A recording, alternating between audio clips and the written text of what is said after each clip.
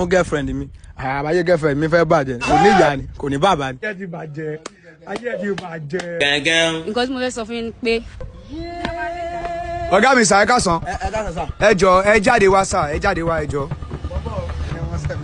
ẹ káàsán ẹ orúkọ mi ni MC Slim wọ́n dẹ̀ tún máa ń pè mí bàbá Ìbàdàn ẹ jọ kí lorúkọ yín.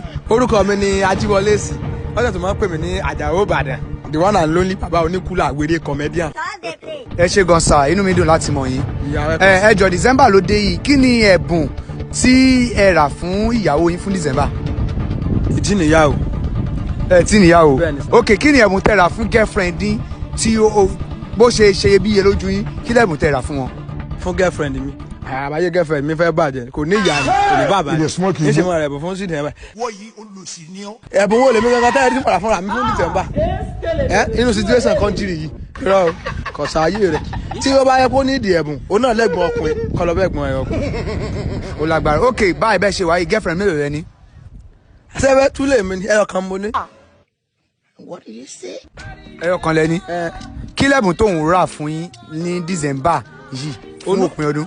ẹ mọ̀ pé wèrè àwọn ẹgbẹ́ àwọn oníhàwọn rẹ̀ ó náà wà òkè àjọ wà òkè ni ọmọ tálíkà fọmọ tálíkà ọmọ olówó fọmọ olówó ni àjọ wà òkè ni ó náà ra àwọn kan fún mi fọdún. ẹ jọra àwọn kan fúnra yín fọdún. bẹ́ẹ̀ni bẹ́ẹ̀ni.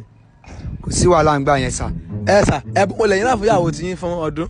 èmi ni mò ń interview yín. èmi náà béèrè lọ́wọ́ tí yín báyẹn ń ṣe rọrùn tó ni tẹ̀sí orògbòn bí orògbòn òkété ẹ bó lẹ́ra fúyàwó tí yín fọdún inú situation country yìí.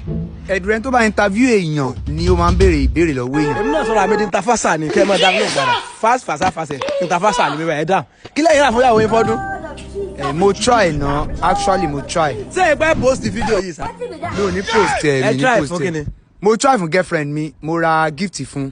kí lẹ rà fún gift wo. actually tábà ní parọ́ pé ká sọ òótọ́ pé mo wá ra ẹ̀bùn fún girlfriend mi normal pé mo ra nǹkan fún mo ń gbìyànjú mi ò tí ra. ẹ sọ̀rọ̀ ayé yín fògùn fọlọ ni kí lẹ rà. mo ń gbìyànjú àti sọ́ọ̀bù fún bóyá bíi 2.5 gig 500 naira. ó wá tán èmi make sense jù yín lọ lánàá mo ra síma méjì fún yàwó méjì dẹ̀ lélẹ́yìí tí ìrọ̀lẹ́ náà ń tà. ìyálà àyà máa pa bàbá sẹ́ẹ̀rì. so ìyàwó yín máa mọ ògógóró. olóògóró jọ làwọn méjèèjì. ó dà bẹ́ẹ̀ ẹlẹ́yà tó rí géṣà ní awúráwo ẹ sì wàhálà sà ẹ ṣé gan thank you sir ó dàbọ̀ sir.